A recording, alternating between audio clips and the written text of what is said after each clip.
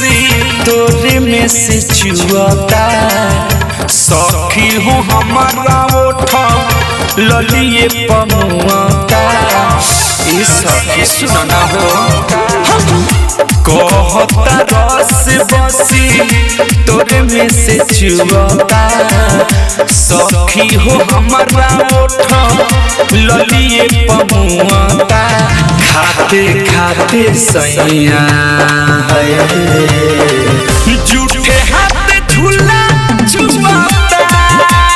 खाते खाते सैया झूठे हाथ झूला झुमाता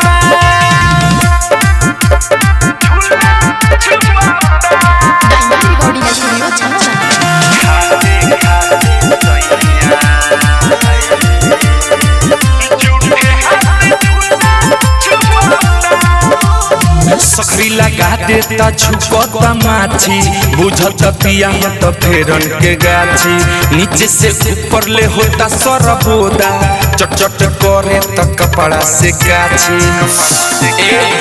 सखरी लगा देता झुकता माछी बुझत पिया तो फेरन के गाछी नीचे से ऊपर ले होता सरबोदा चट चट करे तो कपड़ा से गाछी धोवे ना हाथ बाती एने ओने करे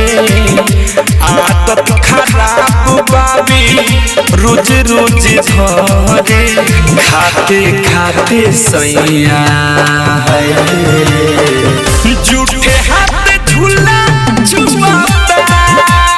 खाते खाते सैया झूठे हाथ झूला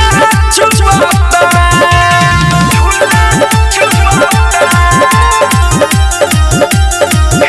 म्यूजिक बाय जयदीप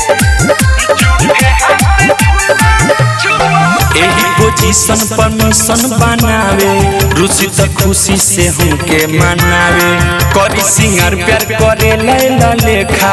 ऐसन भतार सखी के करो न देखा एही पोजीशन पर मिशन बनावे रुचि तो खुशी से हमके मनावे करी सिंगार प्यार करे लैला लेखा ऐसन भतार सखी के करो न देखा अजय चंदेश्वरी राइटर थारू अलबेला अशोक हमके राखे यार खाते खाते सैया झूठे हाथ झूला झुमाता खाते खाते सैया झूठे हाथ झूला झुमाता कहता रस बसी तोरे में से चुआता सखी हो हमारा ओठा ललिए पमुआता खाते खाते सैया झूठे हाथ झूला झुमाता खाते खाते सैया झूठे हाथ झूला झुमाता डायमंड रिकॉर्डिंग स्टूडियो छौड़ा दाना।